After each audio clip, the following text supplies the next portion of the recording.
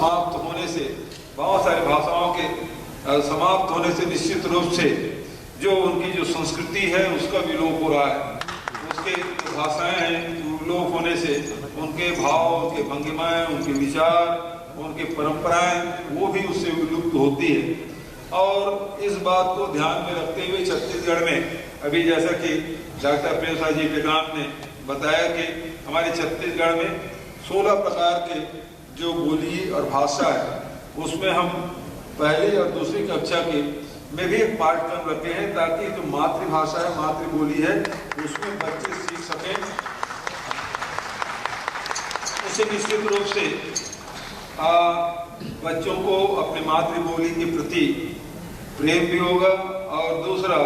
उसमें जल्दी से सीखेंगे भी। एक और प्रयास हम लोगों ने किया है,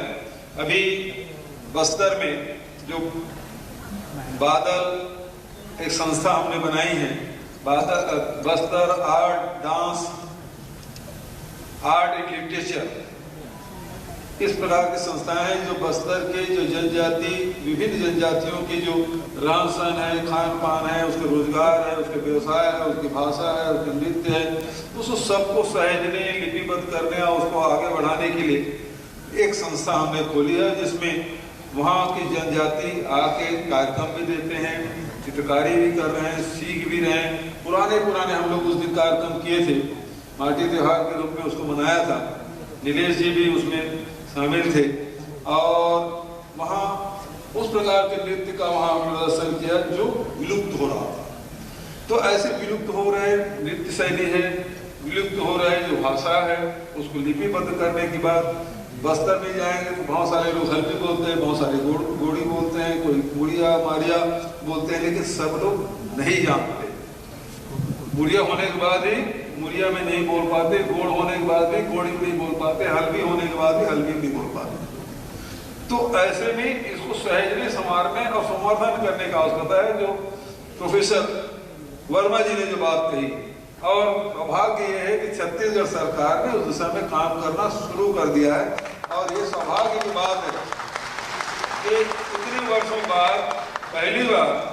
छत्तीसगढ़ में राष्ट्रीय जनजाति साहित्य महोत्सव का आयोजन हो रहा है। और एक चीज और मैं कहना चाहूंगा कि एक जनजातियों की जो धारा है, दूसरा जिसे हम मुख्य धारा कह सकते हैं, और इस मुख्य धारा और जनजातियों की जो धाराएं बह रही है उसके बीच में कोई सेतु नहीं है। और उसके कारण से आदिवासी समाज में क्या घटित हो रहा है घटनाएं,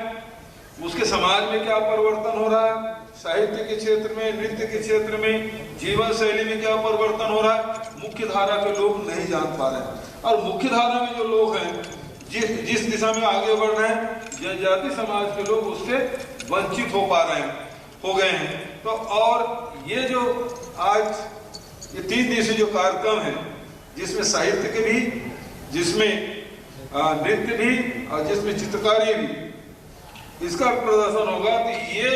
आज का जो आयोजन है निश्चित रूप से ये दोनों जो धाराएं हैं उसके बीच में पुल का काम करेंगे, जिससे एक तरफ से दूसरे तरफ जाया जा सकता है, दूसरे तरफ से इस तरफ भी आया जा सकता है। वहाँ जो साहित्य रचनाएं हो रही है, वहाँ नृत्य शैली जो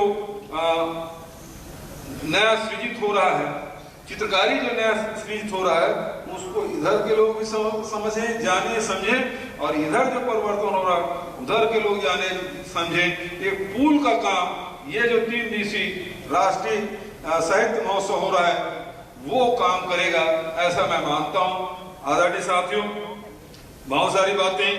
हुई जिसके बारे में शिक्षा के क्षेत्र में, साथ ही रोजगार के क्षेत्र में, जल जंगल जमीन के बारे में डॉक्टर प्रेमसाद टेकाम जी ने बहुत सारी चर्चाएं की। छत्तीसगढ़ सरकार की उपलब्धियों के बारे में